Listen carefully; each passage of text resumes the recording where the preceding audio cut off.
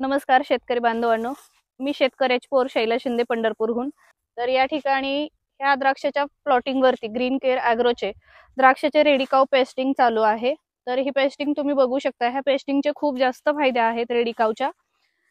तर ही पेस्टिंग अशी आहे, ह्याने पूर्ण काडी झाकून जाते आणि ढगाळ वातावरण असेल, कितीही पाऊस असेल तर पावसाने रेडिकाव पेस्ट धुवून जात नाही आणि जे आपल्याला द्राक्ष आपण पेस्टिंग करताना लेबरला जो त्रास होतो तो त्रास ह्या पेस्टिंगने होत नाही। जसं की जखमा वगैरे होतात लेबरला आणि आपण इतर पेस्टिंग मध्ये जसं रंग वगैरे वापरतो ते रंग ह्या रेडिकावच्या पेस्ट मध्ये वापरायची गरज पडत नाही आणि इतर आपण जे औषधं वापरतो, इतर खर्च जो होतो शेतकऱ्यांना तोही ह्या रेडिकाव पेस्ट लावल्यानंतर होत नाही।